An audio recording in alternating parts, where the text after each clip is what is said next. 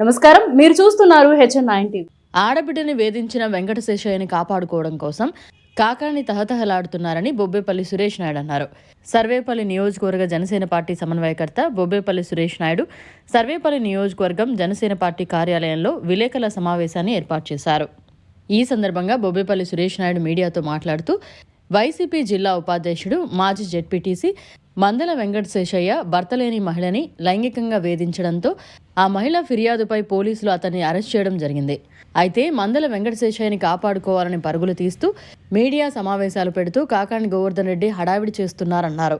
బినామీలను కాపాడుకోవడం కోసం ప్రయత్నం చేస్తున్నారన్నారు. ఈ కార్యక్రమంలో మహిళా ఉపాధ్యక్షురాలు గుమ్మినేని వాణి, భవానీ నాయుడు, పినిశెట్టి మల్లికార్జున్, సందూరి శ్రీహరి, పొట్లూరు సుబ్రహ్మణ్యం తదితరులు పాల్గొన్నారు. అందరికీ నమస్కారం. నా పేరు బొబ్బేపల్లి సురేష్ నాయుడు, సర్వేపల్లి నియోజకవర్గ జనసేన పార్టీ.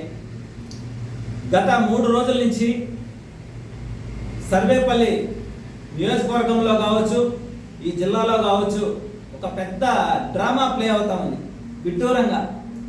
ఏంటంటే ఏదైతే వైసీపీ జిల్లా ఉపాధ్యక్షుడు మందల వెంకటశేషయ్య అంటే ఆయన గురించి మనం పెద్దగా ఏం చెప్పుకోబడలే. గత 5 ఏళ్ల ఆయన పాలనలో మంత్రికి చెంచాగా ఉండి, మంత్రికి బినామీగా ఉండి, ఈ వెంకటాచలం మండలంలో ఆయన చేసినటువంటి అవినీతి అక్రమాలకి అడ్డుకట్టలేనటువంటి విధంగా ఆయన యొక్క పరిపాలన, ఆయన యొక్క చేతివాటం కొనసాగింది అనడానికి ఎన్నో ఆనవాళ్ళు ఉన్నాయి. అవన్నీ కూడా వరుసగా ఒక్కొక్కటి చెప్తా వస్తాం. ఇజ్రాయెల్ మంత్రి కోట్ల రూపాయల గ్రావెల్ దందా mafia don, mining mafia don Kakani Govardhan Reddy, మాజీ మంత్రి, మాజీ శాసనసభ్యులు, ఆయన మీడియా సమావేశాలు పెట్టి ఒక పోలీస్ అధికారి సిఐని కాకి బట్టలు ఓడదీస్తానని అన్నాడంటే మరి ఆయన ఏ ఉద్దేశంతో మాట్లాడుతున్నాడో మాకు అర్థం కావట్లా. ఒక సిఐని బట్టలు ఓడదీపిస్తావు నువ్వు, కాకి బట్టలు? నువ్వేనా ఒక ప్రజానాయకుడివి? నీలాంటి వ్యక్తినైనా సర్వేపల్లి నియోజకవర్గ ప్రజలు ఎన్నుకుంది 2 సార్లు. అందుకే డిపాజిట్లు కూడా లేకుండా ఓడించారు. నీ యొక్క నియంత పాలన కొనసాగింది కాబట్టి. ఏమయ్యా గోవర్ధన్ రెడ్డి, ఈ మందల వెంకటశేషయ్య ఈయనేమన్నా పేదలకేమన్నా వర్షాలు వరదలు వచ్చినప్పుడు ఏమన్నా కడుపు నిండా కూడి పెట్టాడు ఆయన ఆస్తులమ్మి? లేదంటే ఎవరైనా మమ్మల్ని కాపాడని చెప్పేసి ఎవరన్నా రక్షించాడా? లేదంటే ఈ వెంకటాచలం మండలంలో ఒక 100 ఎకరాలు ఏమన్నా ఆయన సొత్తు ఏమన్నా తీసుకొచ్చి పంపిణీ చేశాడు పేదలకి? ఏమి చేస్తే ఈరోజు ఆయన వెనకేసుకుని వచ్చి ఆయన కాపాడాలని చెప్పి 3 రోజుల నుంచి షోలు చేస్తున్నావు? ప్రభుత్వ అధికారులని, పోలీసు అధికారులని నీ ఇష్టానుసారంగా నోరుందని చెప్పి విచ్చలవిడిగా మాట్లాడుతూ ఉండవు అంటే నీ యొక్క భాగోతం బయటపడుతుందని చెప్పా. లేదా ప్రజలందరూ కూడా గమనిస్తూ ఉన్నారు. నువ్వు చేసే ప్రవర్తన ప్రజలందరూ కూడా గమనిస్తున్నారు. కాబట్టే మీ వైసీపీ పార్టీలో మళ్ళీ దరిద్రం పట్టినట్టుగా నేను జిల్లా అధ్యక్షుని చేశారు. సర్వేపల్లి నియోజకవర్గంలోనే నువ్వు ఎక్కువ, మళ్ళీ జిల్లాలో ఏం ఉద్ధరిస్తావని. ఈరోజు ఈ మందల వెంకటశేషయ్య అనే ఆయన ఇదే వెంకటాచలం మండలంలో పేదల భూములు ఆక్రమించాడు. కోట్ల రూపాయలు విలువ చేసే గ్రావెల్ దందా జరిగింది. జగనన్న పేదలకు ఇచ్చి ఇళ్ల స్థలాల్లో అవినీతి జరిగింది. ఆ రోజు కూడా నేను చెప్పా, జగనన్న లేఅవుట్లలో అవినీతి చేస్తున్నారని చెప్పి. నేనే మొదట అడిగేసి గళం వినిపించే ఇదే వెంకటాచలం మండలంలో గోవర్ధన్ రెడ్డి ఆయనేమి స్వతంత్ర సమరయోధుడు కాదు. బీసీ హక్కుల కోసం ఆమెను నిరాహార దీక్ష ఏమైనా చేశాడు ఆ వెంకటశేషయ్య? నువ్వు మాట్లాడుతున్నావు బీసీ నాయకుడు అంటే బీసీలను రెచ్చగొట్టడానిక, కులాలను రెచ్చగొట్టడానికి నువ్వు ఉండేది. ఆయన ఏమైనా బీసీల కోసం ఏమైనా పోరాటం చేశాడా? పాదయాత్రలు చేశాడా? రైతుల కోసం ఏమైనా ఆయన పాదయాత్ర చేశాడా? చెరువులకు నీళ్లు రాలేదేమన్నా ఆయన ఉద్యమాలు చేశాడంట?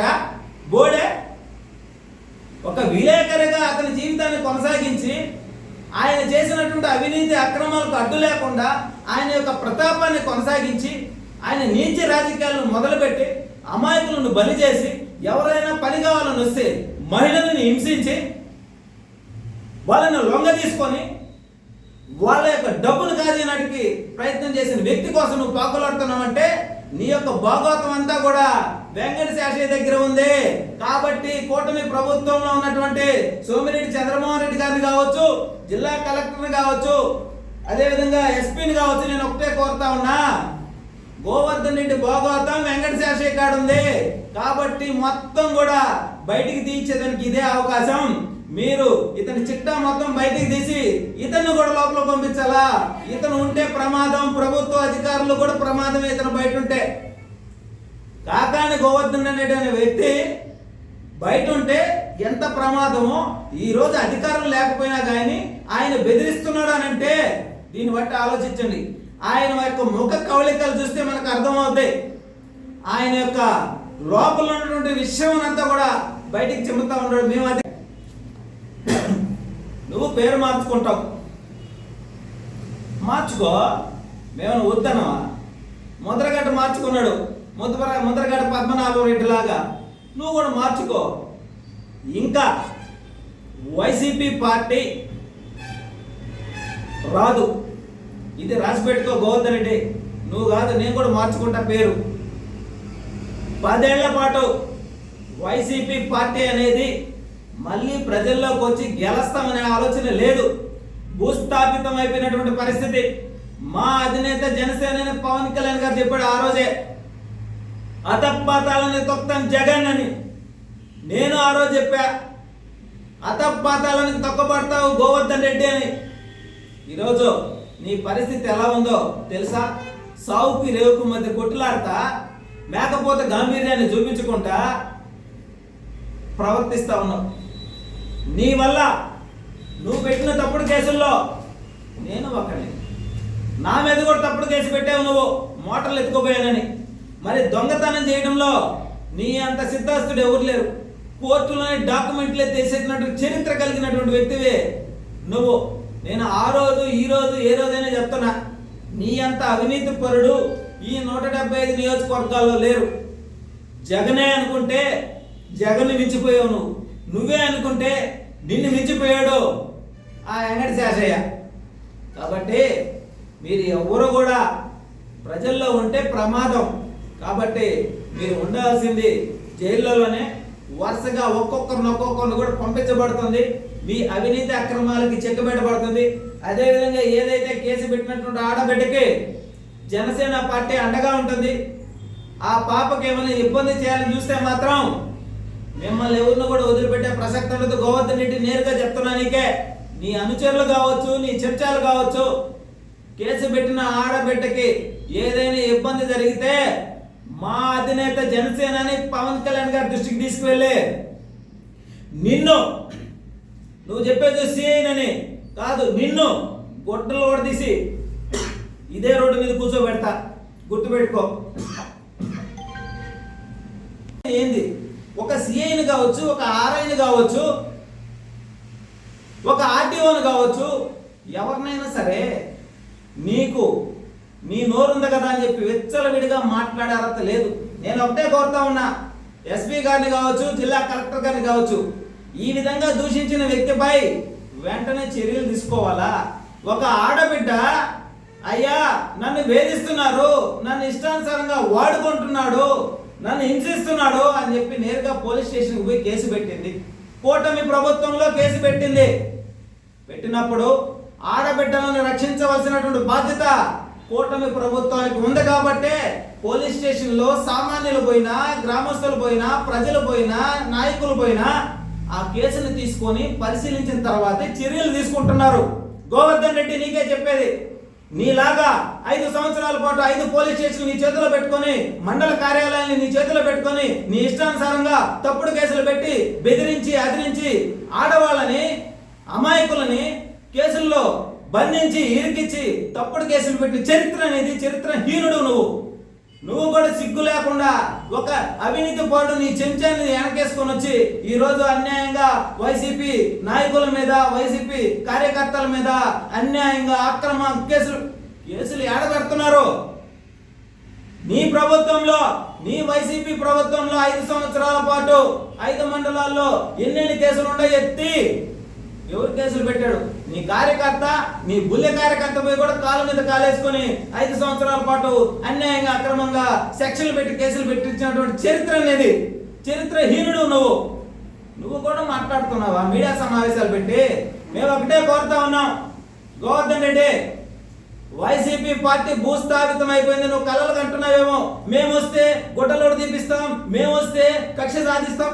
ఏం సాధిస్తావు బొచ్చు?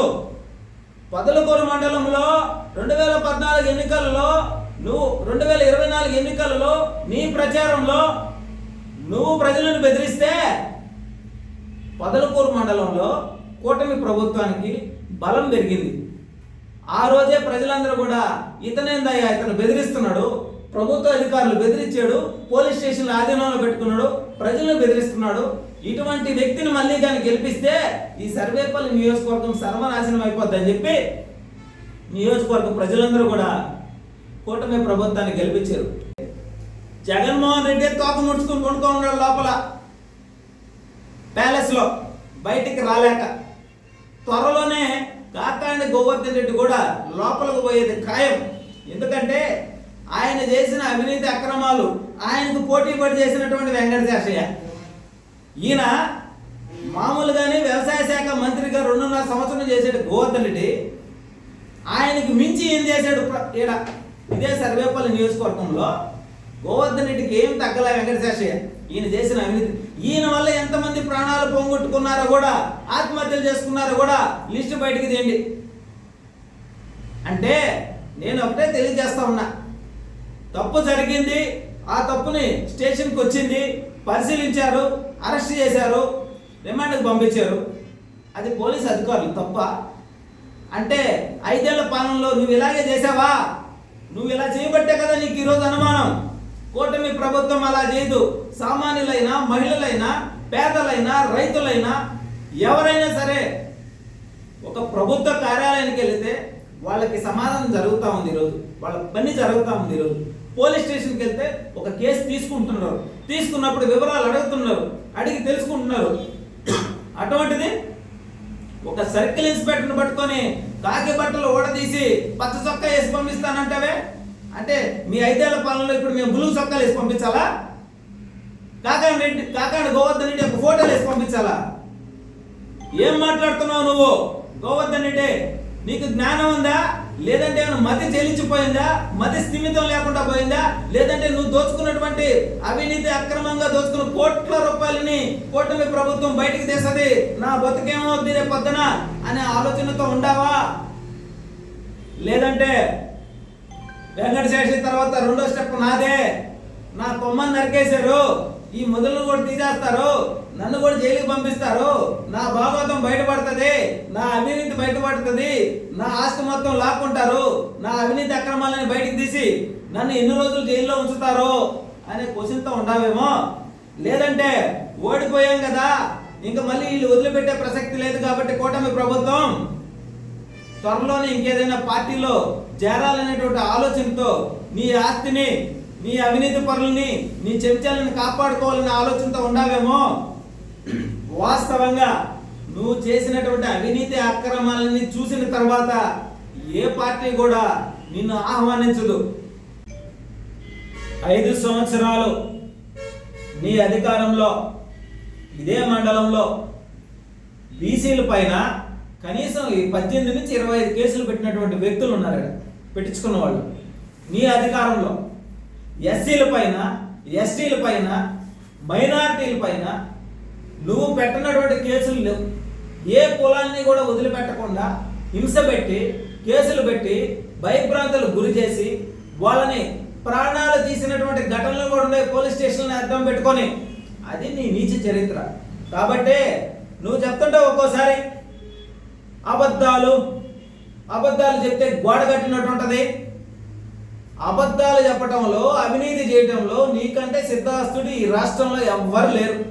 నువ్వు చెప్పే అబద్ధం ఎట్టుంటుందంటే గోడకి ఐఎస్ఐ మార్క్ గుర్తున్నట్టు ఉంటుంది అది.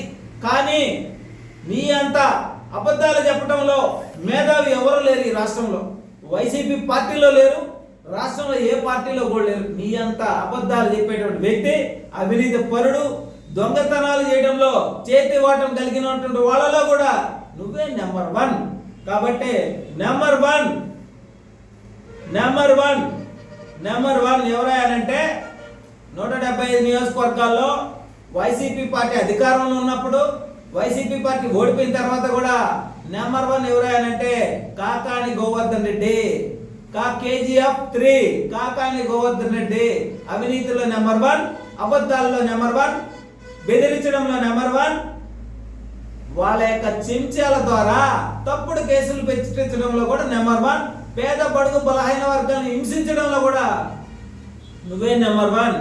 కాబట్టి నీకు ఆ బిరుదు కూడా త్వరలో ఇప్పిస్తాం. ఎక్కడంటే జైల్లోనే ఇప్పించాలి నీకు. మళ్ళీ బయట ఇప్పిస్తే చాలా ప్రమాదం. కాబట్టి నేను ఒకటే తెలియజేస్తా ఉన్నా, బీసీ నాయకుడు అన్నారు. అదే బీసీల మీద ఇదే నియోజకవర్గంలో ఎంతమంది హింసించుంటారు, ఎంతమంది మీద కేసులు పెట్టుంటారు ఒక్కసారి పోలీస్ స్టేషన్కి వెళ్ళి రికార్డ్స్ తీస్తే వైసీపీ ప్రభుత్వంలో బీసీల పైన అక్రమంగా అన్యాయంగా లొంగలేదని చెప్పి ఎన్ని కేసులు పెట్టుంటారో బయటికి తెద్దాం. రా, చర్చలకు రా. నువ్వు నిజాయితీ పడైతే చర్చలకు రా, మేము వస్తాం. సోమిరెడ్డి గారిని పిలవడం కాదు, రా, నేను వస్తారా. మరిన్ని అప్డేట్స్ కోసం మన HN9 టీవీ ఛానల్ని సబ్స్క్రైబ్ చేసుకోండి.